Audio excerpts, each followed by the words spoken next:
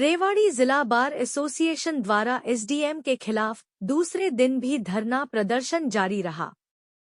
इसमें खास बात यह रही कि बरसात के बाद भी वकीलों के हौसले पस्त नहीं हुए, बल्कि दुगने उत्साह से बड़े पंडाल में नारेबाजी करते नजर आए। वकीलों ने अबार पार की इस लड़ाई में मुंशियों के कोर्ट में प्रवेश पर पाबंदी लगा दी।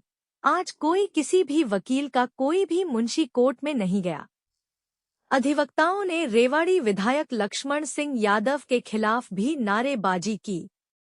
धरने को समर्थन देने बार के सदस्य एवं पूर्व मंत्री कैप्टन अजय सिंह यादव भी पहुंचे।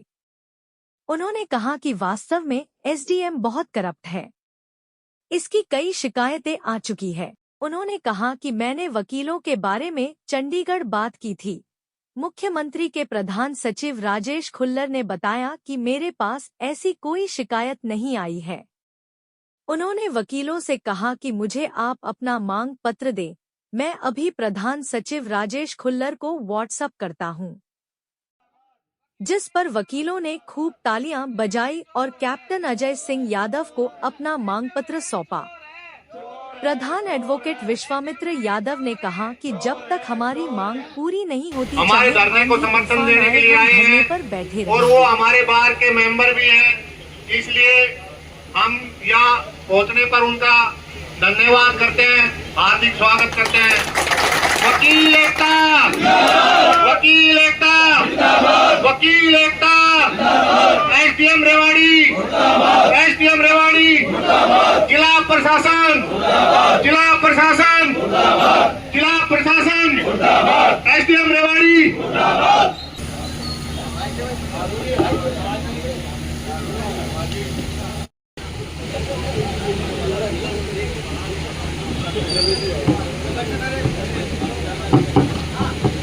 ये धरने का हमारा दूसरा दिन है और हमारा धरना जब तक जारी रहेगा जब तक एसडीएम रेवाड़ी की बदली ना हो जाए।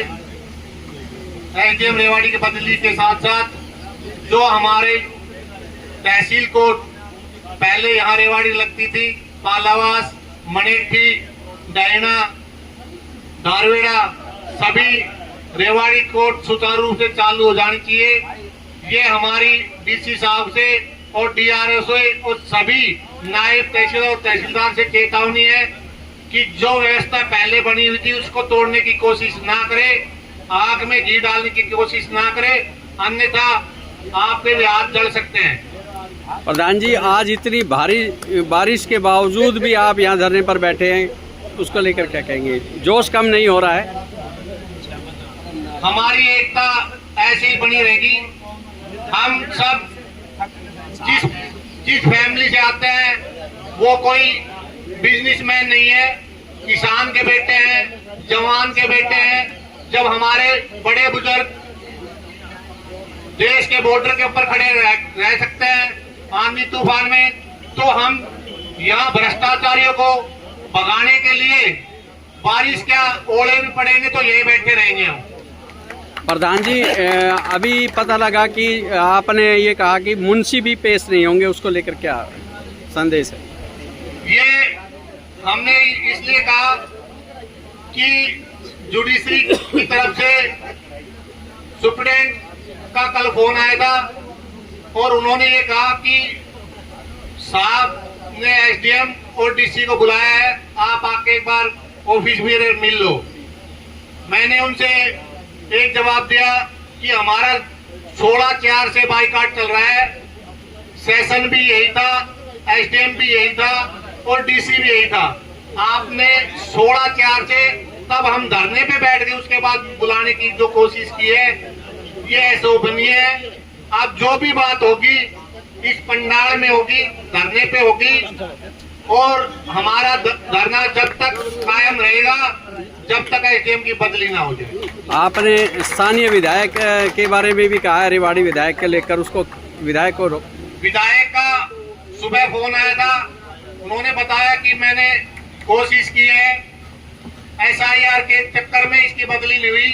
तो मैंने उनको एक जवाब दिया, यदि किसी का अकस्मात हार्ट अटैक हो जाए और वो मर जाए एसडीएम, तो उसकी जगह कोई एसडीएम दूसरा आएगा या नहीं आएगा?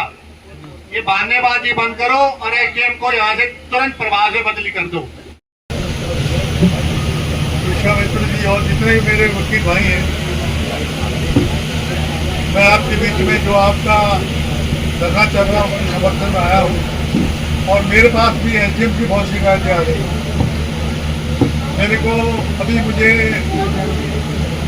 एक व्यक्ति मिलने आया कि कोई उसकी डेट थी, उसको करने के लिए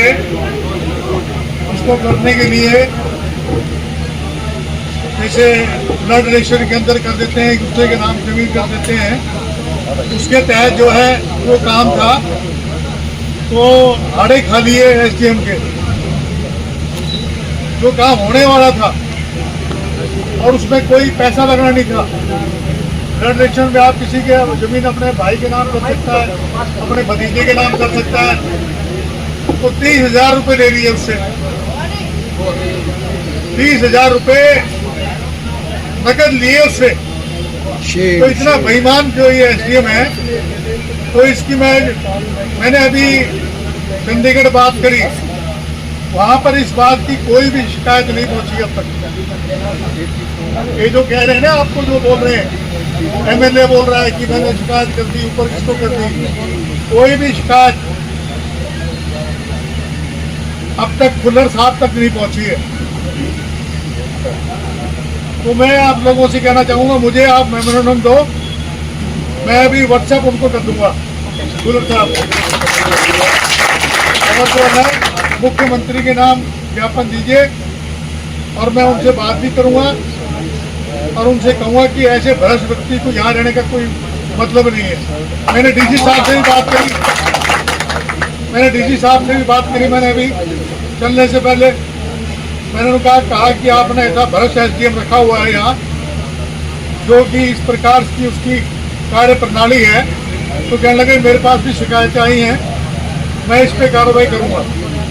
तो उन्होंने मुझे भी आश्वासन दिया है। मैंने कहा कि जी कार्रवाई नहीं, इसकी बदली होनी चाहिए यहाँ से। बस ये जो है आदमी नालायक किस्म का आदमी है, और मैं बिल्कुल आपकी बात से सहमत हूँ कि ये व्यक्ति आदमी बिल्कुल ठीक नहीं है, और आपकी इस मांग का समर्थन करने के लिए आपके बीच में आया।